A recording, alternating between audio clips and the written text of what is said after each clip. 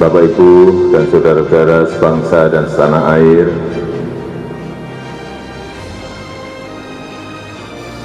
sejak kita mengumumkan adanya kasus COVID-19 di awal bulan ini, saya telah memerintahkan kepada Menteri Kesehatan dan kementerian terkait untuk meningkatkan langkah-langkah ekstra dalam menangani pandemi global dari COVID-19. Kita melihat beberapa negara yang mengalami penyebaran lebih awal dari kita, ada yang melakukan lockdown dengan segala konsekuensi yang menyertainya. Tetapi ada juga negara yang tidak melakukan lockdown, namun melakukan langkah dan kebijakan yang ketat untuk menghambat penyebaran COVID-19 ini. Pemerintah terus berkomunikasi dengan WHO dan menggunakan protokol kesehatan WHO, serta berkonsultasi dengan para ahli kesehatan masyarakat dalam menangani penyebaran COVID-19 ini. Pemerintah juga telah membentuk gugus tugas percepatan penanganan COVID-19 yang diketahui oleh Kepala Badan Nasional Penanggulangan Bencana Legend TNI Doni Monardo.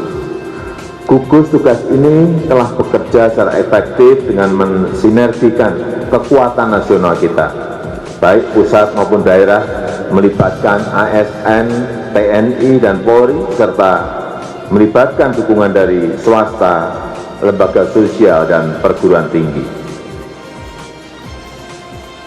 Sebagai negara besar dan negara kepulauan, tingkat penyebaran COVID-19 ini derajatnya bervariasi antara daerah satu dengan yang lain. Oleh karena itu, saya minta kepada seluruh gubernur, kepada seluruh bupati, kepada seluruh wali kota untuk terus memonitor kondisi daerah dan terus berkonsultasi dengan pakar medis dalam menelaah setiap situasi yang ada. Kemudian juga terus berkonsultasi dengan Badan Nasional Penanggulangan Bencana untuk menentukan status daerahnya, siaga darurat ataukah tanggap darurat bencana non-alam.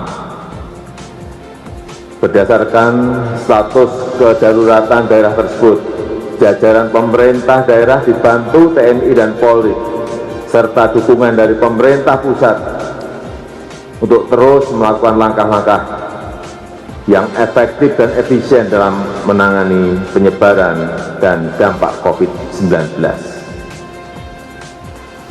Membuat kebijakan tentang proses belajar dari rumah bagi pelajar dan mahasiswa.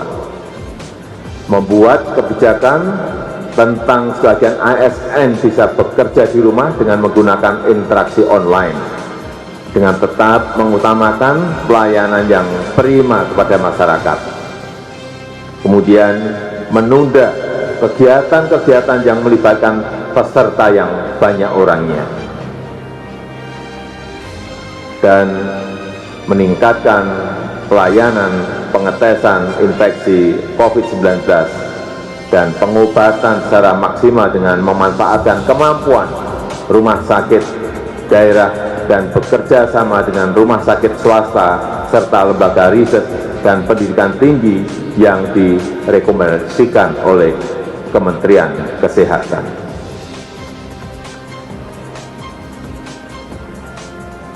Saya sudah memerintahkan untuk memberikan dukungan anggaran yang memadai untuk digunakan secara efektif dan efisien.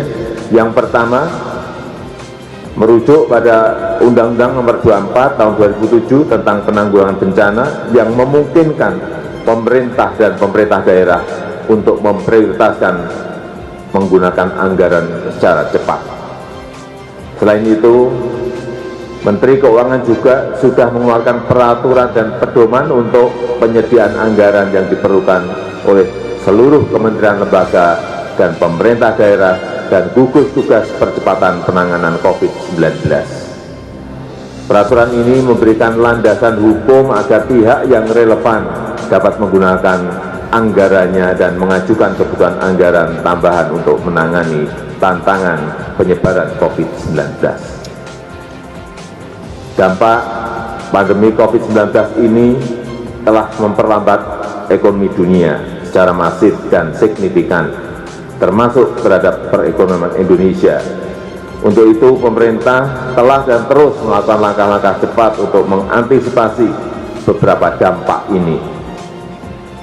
Pemerintah memastikan ketersediaan bahan kebutuhan pokok yang cukup memadai untuk memenuhi kebutuhan masyarakat.